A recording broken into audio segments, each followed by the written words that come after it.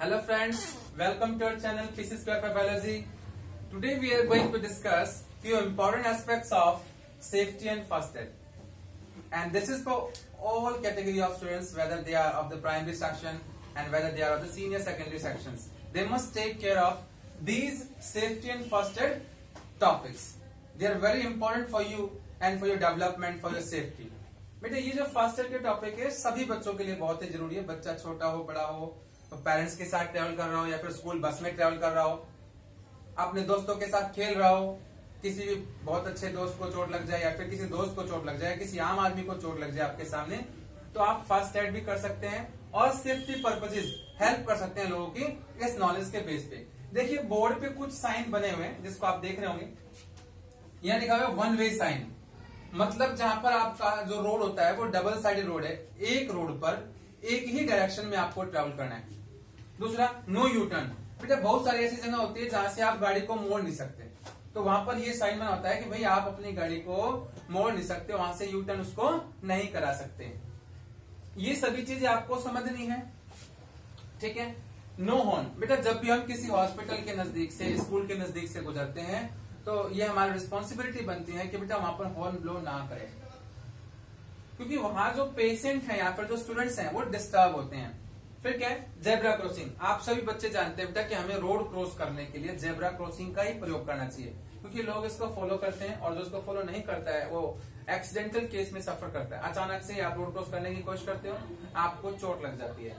No parking, कई बार क्या होता है लोग सड़क पर गाड़ी चलाते हैं, कहीं पर भी गाड़ी खड़ी कर देते हैं, लेकिन कुछ स्थान ऐसे होते हैं जो बहुत बिजी होते हैं, वहां पर अगर किसी ने गाड़ी 5 मिनट के लिए भी खड़ी की तो वहां पर सड़क जाम लग जाएगा। तो इसलिए हमें क्या करना होता है, नो पार्किंग में गाड़ी कभी भी खड़ी नहीं करनी चाहिए, और विभिन्न प्रकार की जगहों पर तो नो पार्किंग पे बहुत ज्यादा पेनल्टी लगती है और ये आपके रिस्की भी होगा। स्पीड ब्रेकर्स, बेटा हम जब गाड़ी चलाते हैं तो हमारी गाड़ी में हो सकता है बूढ़े बुजुर्ग ट्रेवल कर रहे हैं, अंकल आंटी बैठे हो, दादा दादी बैठे हो, या फिर कोई ऐसा व्यक्ति बैठा हो जो इंजर्ड है। अगर इंजर्ड है तो भाई क्या होगा कि उसको चोट लग सकती है। आप अगर ब्रेकर पे से गाड़ी को तेज लेके जाएंगे तो आपको खुद को भी डिस्क पेन हो सकता है, बैक पेन हो सकता है, तो ये ब्रेकर का साइन है, यहाँ पर आपको गाड़ी धीमी करनी चाहिए। दूसरा क्या है, no left turn, left side में यहाँ पर नहीं मोड़ रहा है तो वहां साइन कैसा होगा, ये होगा। नो राइट टर्न, तो यहाँ पर साइन कैसा होगा बेटा, इस तरीके का होगा। इन सभी साइन को आप कहाँ देख सकते हैं, आप जब रोड पर ट्रैवल करेंगे अपने पेरेंट्स के साथ, स्कूल बस में, या फिर किसी भी रिलेटिव के साथ आप गाड़ी में बैठ के ट्रैवल करते हैं, तो इन सभी को फॉलो करना है। और मोस्ट इंपोर्टेंट बेटा, गाड़ी में जब बैठे हो, पर्सनल व्हीकल हो और या फिर गवर्नमेंट व्हीकल भी हो, अगर उसमें सीट बेल्ट अवेलेबल है तो आप सीट बेल्ट जरूर लगाएं, ताकि एक्सीडेंटल केस में आप मेजर इंजरीज से बचें। फिर बेटा हम आते हैं फर्स्ट एड पे। फर्स्ट एड क्या है, देखिए आजकल ये चीज कॉमन तो नहीं है, परंतु कभी कभी क्या होता है, बच्चे पार्क में खेल रहे होते हैं, किसी बच्चे को सांप ने काट लिया। सांप ने काट दिया तो बेटा बहुत सारे सांप ऐसे होते हैं जिनका जहर जो है बहुत जल्दी शरीर में फैल जाता है। तो हमें क्या करना चाहिए, जब किसी स्थान पर सांप ने काट दिया तो वहां पर किसी कपड़े से बहुत तेजी से कसकर बांध देना चाहिए, ताकि जो खून का प्रवाह है वो रुक जाए और ब्लड जो है वो ऊपर नीचे ना जाए, जो पॉइजन है उसका जो फैलना है वो रुक जाए। और अगर पॉसिबल हो तो जिस जगह पर सांप ने काटा है उसको वहां पर मुंह से खून को चूस करके बाहर फेंक दें, क्योंकि अगर वो खून किसी के शरीर में फैल गया तो वो जो ब्लड है जो कि जहर से भरा हुआ है सांप के, वो पूरे शरीर को फेल कर देगा, वहां पर जो विभिन्न प्रकार की सिम्टम्स है वो दिखाई देंगी और वो व्यक्ति मर जाएगा। तो ये तो तब था जब किसी सांप ने काटा हो। कभी कभी क्या होता है बेटा, बहुत सारे बड़े बच्चे भी होते हैं, छोटे बच्चे भी होते हैं, ये पेंसिल से काम करते हैं। पेंसिल को छीलने के लिए क्या करते हैं, पेंसिल को शार्प करने के लिए ब्लेड वगैरह का प्रयोग करते हैं, जो कि हमें नहीं करना चाहिए।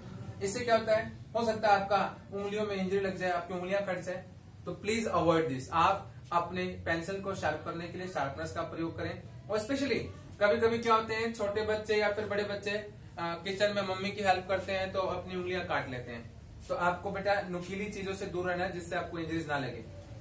और फिर आते हैं आपकी जो बॉडी लैंग्वेज है। बेटा आप सभी जानते हैं कि इन दिनों जो कोरोना ने कहर बरपाया हुआ है पूरे विश्व पे, उसने हमें बहुत सारी बेहतर आदतें सिखाई हैं। उन बेहतर आदतों को अपनाने से क्या होगा बेटा, हम विभिन्न प्रकार की जो बीमारियां हैं उनसे बच सकते हैं, तो वो भी एक सेफ्टी के लिए बहुत जरूरी है। आप सभी जानते हैं कि हमें लगभग 20 सेकंड तक अपने हाथों को धोना है, हैंड सैनिटाइजर यूज करना है, घर पे रहना है, सोशल डिस्टेंसिंग का पालन करना है, और यदि बहुत आवश्यक ना हो तो घर से बाहर नहीं जाना है। बेटा इन दिनों हमारा एक ही नारा होना चाहिए, स्टे होम स्टे सेफ, क्योंकि आप जानते हैं जैसे ही आप बाहर लोगों के बीच जाएंगे तो जो डिसीज है इसके फैलने का जो चांस है वो बढ़ जाता है। और आपको और भी बहुत सारे केसेस आते हैं जहां पर हम फर्स्ट एड की बात करते हैं। देखिए फर्स्ट एड क्या होता है, सपोज कीजिए बेटा किसी भी व्यक्ति का एक्सीडेंट हो गया, तो उस व्यक्ति को जहां जहां पर बहुत ज्यादा चोट लगी है, हमें कोशिश करना चाहिए कि उस क्षेत्र को किसी कपड़े से बांध दे ताकि ब्लड फ्लो रुक जाए। हमें कोशिश करना चाहिए कि जिस व्यक्ति को चोट लगा उसके शरीर से कम खून बहे। आप किसी व्यक्ति को इमरजेंसी में लेकर के जाते हैं हॉस्पिटल्स के अंदर, तो वहां पर 2 से 3 टेस्ट तो मेजरली परफॉर्म होते हैं। सबसे बड़ी बात, पहला टेस्ट होता है HIV एड्स का। वो टेस्ट इसलिए होता है, ये चेक किया जाता है कि जो व्यक्ति है जिसकी इंजरी को ट्रीट कर रहे हैं कहीं वो HIV से पीड़ित तो नहीं है, क्योंकि बेटा इमरजेंसी केस है तो कई बार डॉक्टर्स जब उससे काम करते हैं तो वो इस चीज को बिल्कुल ध्यान में रखते हैं कि कहीं ये पेशेंट अगर HIV वायरस से पीड़ित हुआ तो वो वायरस हमारी बॉडी में भी एंटर कर सकता है। तो वो पहले उसका HIV टेस्ट करते हैं, फिर हेपेटाइटिस B टेस्ट करते हैं, तो कोशिश करते हैं कि भाई हम अपने आप को उस बीमारी से बचाएं। तो ये फर्स्ट एड है।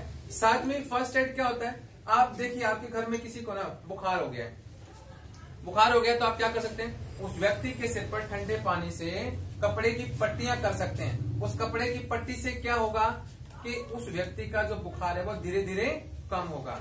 तो ये फर्स्ट एड है। मान लीजिए किसी व्यक्ति को मलेरिया है तो कोशिश करें कि उस व्यक्ति को मच्छरदानी के अंदर सुलाएं ताकि उसको और मच्छर ना काटें, और मच्छर नहीं काटेंगे तो वो जो उस बीमार व्यक्ति का जो ब्लड है वो उसको और दूसरे लोगों के शरीर में नहीं फैला पाएंगे। आप जब बेटा बड़ी क्लासेस में जाएंगे, 12th क्लास के बच्चों को बहुत अच्छे से पता है कि मलेरिया कैसे फैलता है। एक मलेरिया जो होता है, मलेरिया का जो सबसे बड़ा वेक्टर है वो फीमेल एनाफ्लीज मॉस्किटो है बेटा। वो क्या करता है, व्यक्ति को काटता है, उसके शरीर से खून अपने मुंह में भर लेता है, अपने शरीर के अंदर मलेरियल पैरासाइट्स को डेवलप करता है और दूसरे स्वस्थ व्यक्ति को जब वो काटता है तो उसके शरीर में रिलीज कर देता है। इस तरीके से जो मलेरिया है वो बड़े पैमाने पर फैलता है। तो एक परिवार में अगर मान लीजिए 4 से 5 सदस्य हैं और किसी व्यक्ति को मलेरिया हो गया है तो हमें कोशिश करना चाहिए कि उसे मच्छरदानी के अंदर रखें ताकि उसको अब कम से कम मच्छर काटे, क्योंकि वहां घर में जो भी मच्छर है उस व्यक्ति को काटेंगे और फिर स्वस्थ व्यक्ति को काटेंगे तो वो जो बीमारी है वो फैलने के चांसेस बढ़ जाएंगे। भोजन को बेटा हमें बहुत अच्छे से ढक के रखना चाहिए, खाना खाने से पहले हाथ धोना चाहिए। ये वो आदतें हैं बेटा, क्योंकि देखो आज मैंने टाइटल ही क्या लिखा हुआ है, सेफ्टी एंड फर्स्ट एड। वे सभी अच्छी आदतें जो हमें सुरक्षित रखने में हमारी मदद करती हैं वो सेफ्टी और फर्स्ट एड में आती हैं। फर्स्ट एड कब, जब किसी व्यक्ति को सरप्राइज चोट लग जाए, अचानक चोट लग जाए। मान लीजिए आपने देखा भाई कि कहीं पर आग लगी हुई है, वहां पर किसी व्यक्ति के कपड़ों में आग पकड़ लिया है, तो आप क्या करें, उसको किसी मोटे कंबल से ढक दें।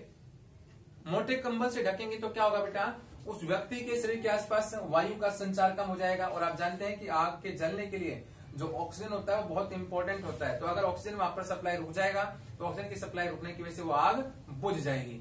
तो ये वो विभिन्न आदतें हैं जिनको अपनाने से, अच्छी चीजों को सीखने से आप खुद की और अपने सहपाठियों की, अपने मित्रों की, अपने पड़ोसियों की, अपने रिश्तेदारों की, जिसकी भी मदद करना चाहे मदद कर सकते हैं। तो बेटा अगर ये वीडियो अच्छी लगी हो तो प्लीज लाइक करें, शेयर करें और हमारे चैनल को सब्सक्राइब करें और साथ ही बेल आइकन दबाना ना भूलें।